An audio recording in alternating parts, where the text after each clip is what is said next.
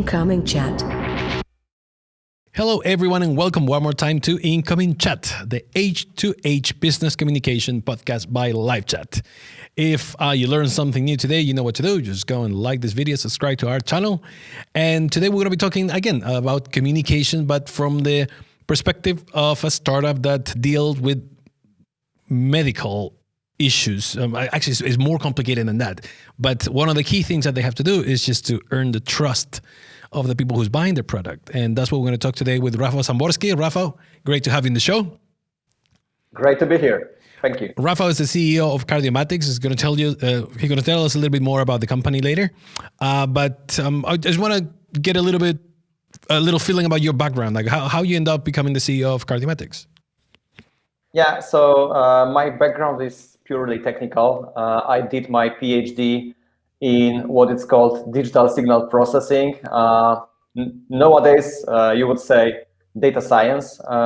So I did research on speech recognition. Quite fast, I recognized that the university is not the best place for me. So I decided to start my own business, and I encouraged one of my colleagues from university, Mariusz Mosior, and yeah, we decided to do what we did at that time, meaning digital signal processing, but for commercial partners. And quite soon we realized that medical field is the most interesting and most challenging. That's the thing. It's very interesting, but it's very, like you said, it's very challenging. And we had the CEO of Informatica not too long ago here too, just discussing how, like, the main challenges.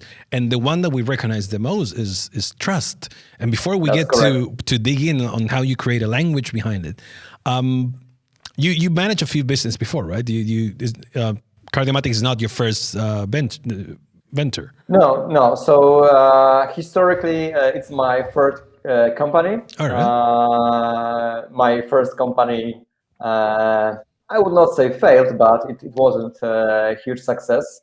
My second company was related to medical devices, and Cardiomatics is our third company.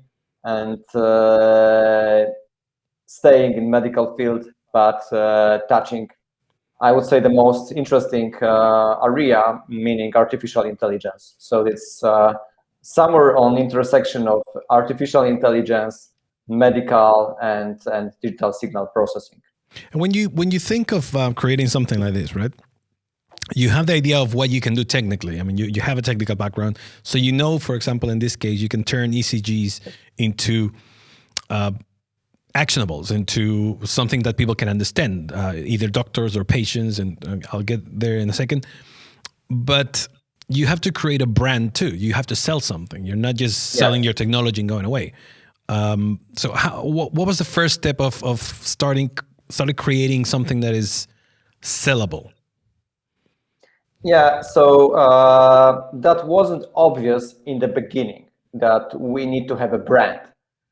So believe me or not, but the first name of Cardiomatics was ECGC Library, and that was not very sexy. Not very sexy.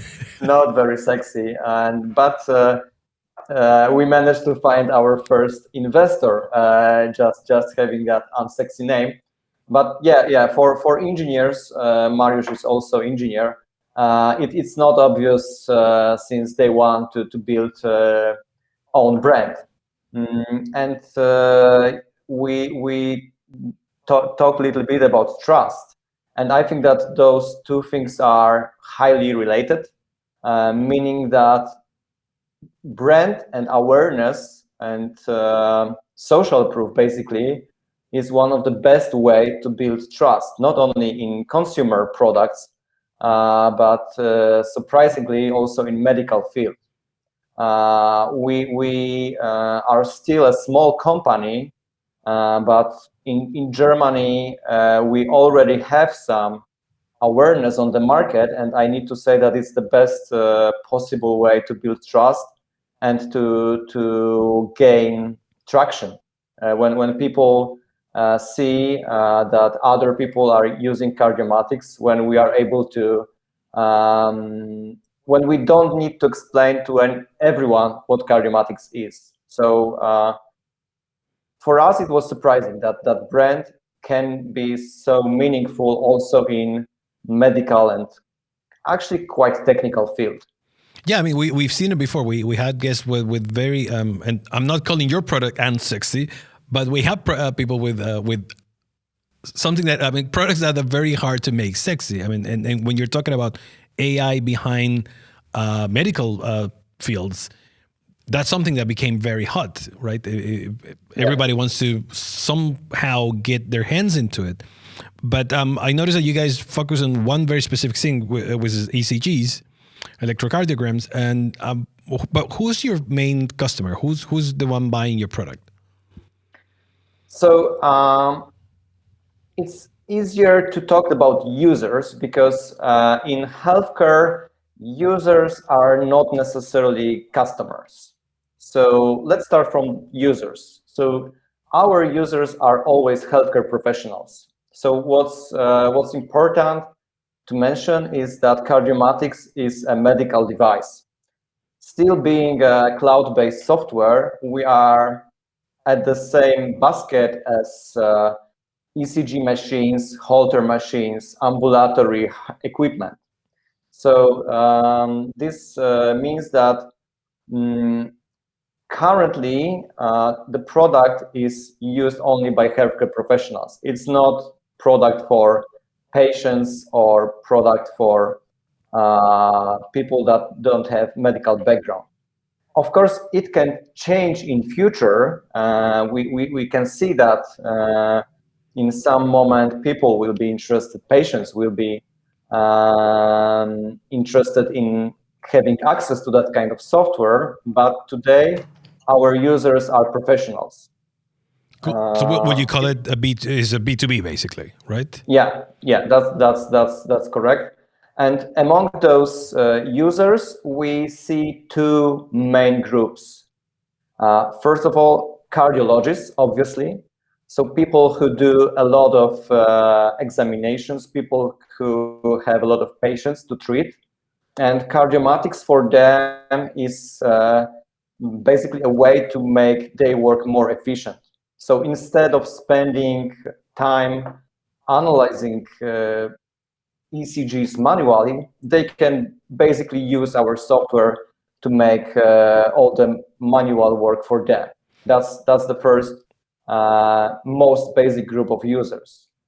Surprisingly, and this is kind of trend that it's emerging, we see more and more general practitioners using our software. And we found out that for them, it's not the way to make work more efficient, is basically unlocking new diagnostic possibilities. So for general practitioners, it wasn't possible to read ECGs or read Holter examinations. They don't have background, they don't have expertise. They had to send it to someone else, right? They need to send them to cardiologists. Mm-hmm. So what is happening right now is that we see more and more primary care places that are interested in our software, and currently more than half of our users are general practitioners. All right, so it's been evolving in a way, right? Yeah, so this is when we are talking about users. When it comes to customers, meaning people who pay exactly, for who this, pay the bill, who have money for that, it is a little bit more complicated. Our software is part of the medical procedure. So our software can be financed from the reimbursement. So in the end, typically it's a payer, insurance, national payer, or some other entity who pay for the examination. This money can go through the hospital itself, But in our case, sometimes this money goes through hardware manufacturer or some other partner that distribute our software. Okay. So when it comes to customer side, it's a little bit more complicated. But in the end of the day, the money for cardiomatic service are somewhere in the healthcare system. Okay, so you do have sort of, like you said, you have the user and you have the whoever pays for the bill, right? But you still need to convince the user somehow. So you definitely have to figure out two different approaches. I'm guessing, for example, if you talk classic B2B, you'll have someone going knock on the door in the hospitals and have a real chat, a real conversation with all the benefits. But you still have to reach the actual user and make it sexy for them to, well, I want to agree with the tools that they're giving me. So when you started your plan, okay, you have the product, you know who are your customers. What was the first approach? Did you direct everything, your communications to the hospital, or like to sort of, let's say, the payer, or you try to convince from the bottom up? What was the first thing you guys did? Yeah, so let me start from the way we build trust. It's 2 p.m. now when we are talking, and I had like 3 conversations with customers today until 2 p.m. And I think that I used word trust like 100 times. So trust is probably the most popular word in our conversations, especially early when we need to convince partner or end user that we are reliable service. So there are at least 3 possibilities or 3 tools that we can use to build trust. First of all, there is regulatory. So as a medical device, we need to go through very detailed and very strict procedures when launching product to the market. There are independent entities called notification body that check everything inside of the company, both product-wise and also security-wise and regulatory-wise, to be sure that medical devices that are launched to the market fulfill all the requirements. Just to give you overview, as cardiomatics, we need to fulfill approximately 20 different regulations, technical, security, and data protection, and so on. So there are many different documents that we constantly analyze. So But that becomes proof, right? Like yes, if you have those, that's something that you can show to your customer. Yes, that's kind of stamp that software has, and this stamp is kind of door opener. So when going to hospital or going to another medical institution, we can say there was independent body that assessed that we are meeting all those requirements. And here is a paper with stamp, and it builds this initial trust that we are not a fitness application. Yep. We are not I don't know. You're not a cosmetic thing. You're actually a real. Yeah, that's correct. So that we are a real medical device. Second part of this trust building process is through clinical studies or clinical collaborations. So it's always good to have well-known institutions that use your software or can testify that the software is reliable. This testimonial can be business testimonial. It can be a paper in a journal. It can be presentation on the conference. In our case, we have close collaboration with universities and universities hospitals across Europe. 2 major hospitals are University in Basel, Switzerland, and Warsaw Medical University here in Poland. And by saying that our software is used in Switzerland in medical research, it's next, let's say, step of building trust. The clinical community is quite sensitive when it comes to that kind of endorsement. So when they hear a popular professor or popular name use this software for his study, it gives additional credits to trust. Definitely, and Trust. that's why I was asking you about the end user, because it's not easy to convince doctors to change what they do for a new tool, especially AI.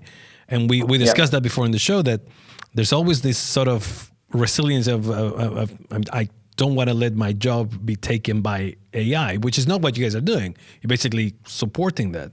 But there has to I'm sure there was some convincing to do from the trust app to your end user, right? Yes, that's correct. And final way to build trust is basically most efficient one. So it's hands-on. We are very transparent in our sales process, and we say, okay, so let's do simple experiment. You can send uh, examinations to cardiomatics, and you can assess the same examinations using the process that you currently have in your hospital, meaning manual interpretation. And we are completely fine in doing that kind of head-to-head comparison, showing that we are at least as sensitive as a team of experts or team of cardiologists working in your hospital.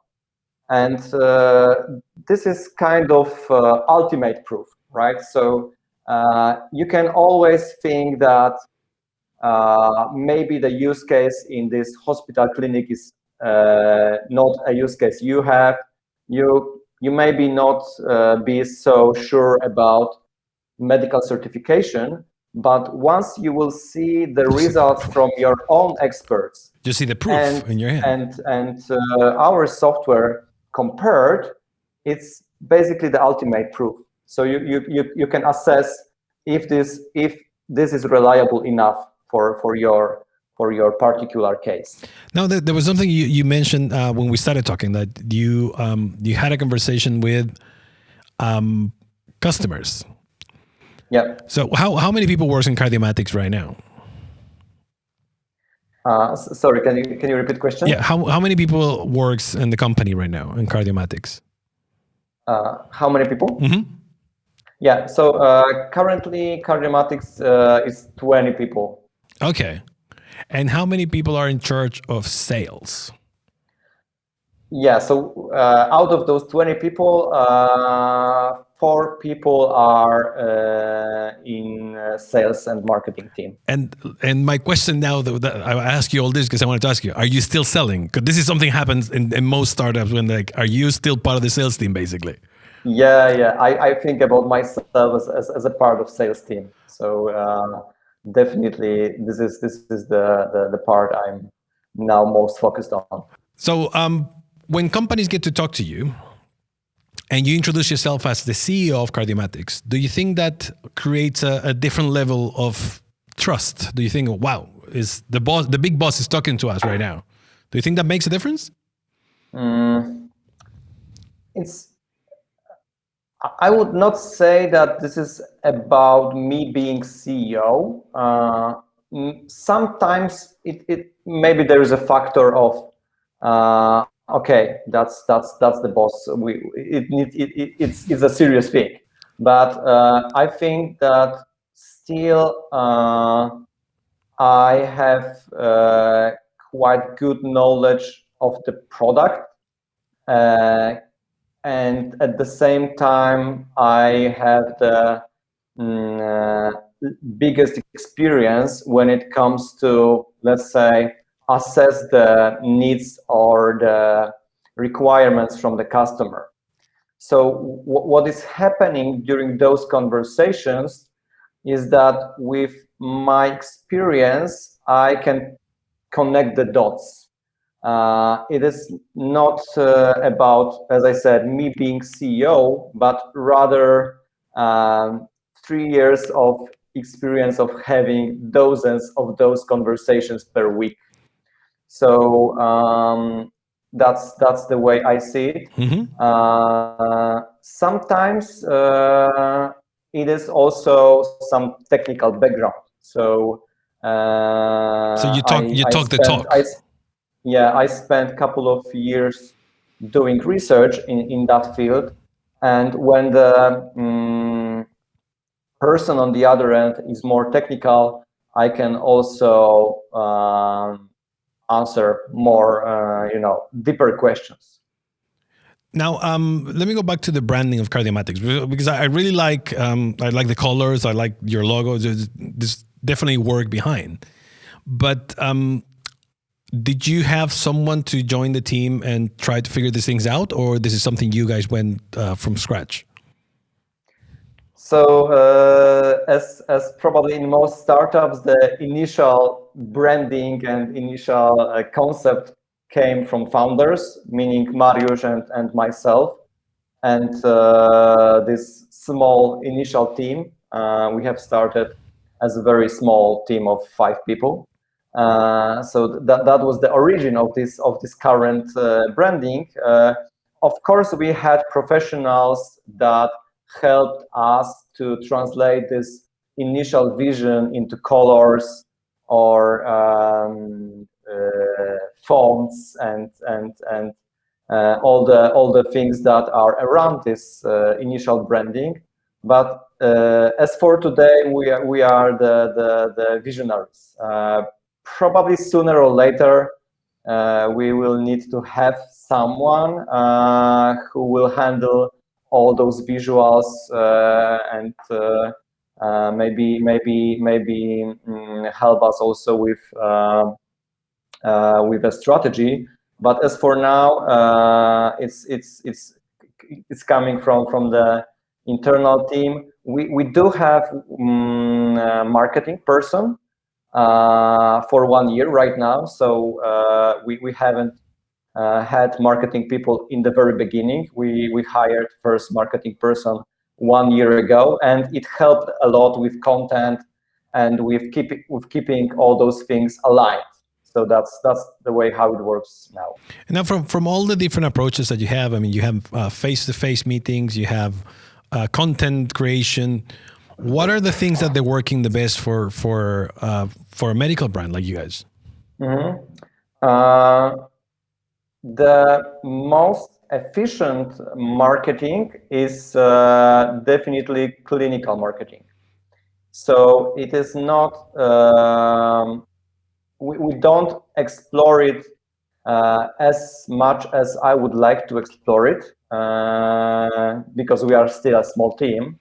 But what we see as having best research on investment, return on investment is clinical marketing. Clinical marketing meaning testimonials from universities, being part of research projects, international research projects. So that kind of content or medical marketing is what works best. But at the same time, we don't want to forget about this visual part. So I saw many startups that are very good in papers and clinical collaboration, but the visual part is not as strong as it could be. What we hear from our users is that they love the design of our product. So, of course, first they need to be convinced about the medical part, but once they are convinced, they really appreciate that the product is nice to use, smooth, and it is designed having this healthcare professional in the center of the product. So No, and that's very those two parts need to be developed in parallel. that's very interesting that you mentioned that, because even though and you could have the cure for cancer, but if you don't have a branding for that cure for cancer, nobody's going to take it. I mean, even if you look at now with COVID and all the different vaccines, all these companies are promoting their vaccine. They doing marketing behind something as important. So that's something important for the ones listening to, is that doesn't matter what you're creating. There has to be a voice, a visual, a message that is coherent with the customer experience. What we found out is that healthcare professionals love gadgets, probably more than an average person. So you will probably see more iPhone users among healthcare professionals than the average. You will see more Apple products users. I'm not endorsing Apple here, no, but it's true. But it says something about their approach to design and to products. So it was also surprising for us is that they care so much about the things that are around them. And second thing was that it is completely not addressed by the big companies. So I recommend everyone to do very simple exercise. So go to Google, type Holter software, and go to images, and you will see how the current Holter software looks like. It is like Windows 3.1 design, and somehow those large companies miss this part of equation, that there are people that cares about design and user experience. Exactly. And well, like you said, clinical proof or clinical studies, that's how your main tools for marketing. But what's the biggest challenge? What is the biggest challenge for you guys to become mainstream, for example? It's just what are the biggest blockers that you guys are finding in throughout your journey? Yeah, so I'm always comparing Cardiomatics to a car with automated transmission, right? So we live in the world where all cars have manual transmission, and people are used to using those cars. In Cardiomatics, we have a message that there is a better way to drive. Of course, it doesn't mean that you cannot drive a car with manual transmission, but basically you will be more efficient, and your work will be much more efficient when you would use automated transmission. And what we see is mainly an argument that I drive that kind of car for 20, 30 years, and it works nice, right? And I don't need to change. So that's kind of the main challenge is the status quo. Yes, we always done it that way. We always done it this way. The most promising way, the most promising channel is to encourage people who haven't used the car at all because they were afraid of manual transmission.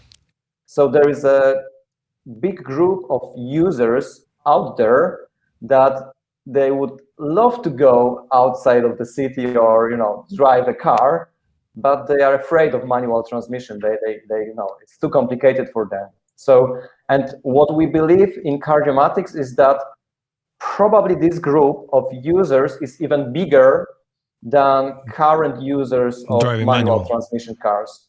That's interesting. So instead of like trying to change the status quo, you're trying to create your own with people who are sort of in the blank at the moment. It's like, Yeah. I want to, but like that's a cool approach too. Rafal, we're going to start closing the idea, but I really wanted to. I want you to tell us more about what's the future for Cardiomatics. Where are you guys taking the company, and what are your expectations for the next 5 years? Yeah. So the current status is that we have strong product that is used by hundreds of healthcare professionals across Europe. The product is ready to be scaled across the continent. We will, in upcoming months, we will definitely be focused on business development. So currently, we are extending our sales and marketing team to handle, let's say, wider pipeline of potential partners.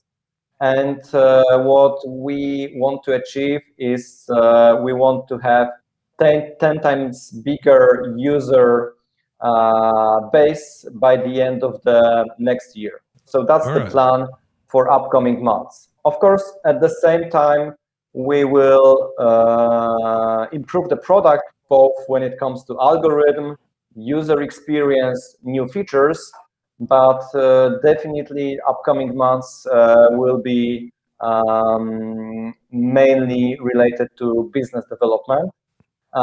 Strategically, coming back to this car analogy, we want to explore this segment of the market that currently don't own cars. This is the most interesting part for us. One of the promising directions are general practitioners. So we expect to have more and more users among general practitioners. But healthcare is not limited only to healthcare professionals. Healthcare is mainly about patients. So our ultimate goal somewhere in future is to be not only tool for healthcare professionals, but to be closer to patient. Right now, it's difficult to predict how it will happen, but definitely that's, for us, it's kind of ultimate goal to democratize access to cardiac diagnostics. No, I mean that's amazing. I think it's probably one of the things that will change the world when people have access, not for them to make decisions on their own, but to have direct access and understanding of what's happening with their health. Rafal, I just want to invite everybody watching the show to go and check Cardiomatics. Check what they're doing. It's very, very interesting, and they're growing very fast. If you learn something today, and I think if you learn, I just want to remind you something that I'm taking away from this conversation. That it doesn't matter what you're selling. You do need to have a brand. You need to have a message. You need to have something that your customer will relate to. And in this case, even if it's something that's saving lives or is full of real trust behind, it needs to happen. So keep it in mind. Rafal, thanks a lot. Everybody watching, don't forget to like this video and subscribe to our channel. And we'll see you next time. Thank you so much, Rafal. Thank you. Good luck. That was a pleasure.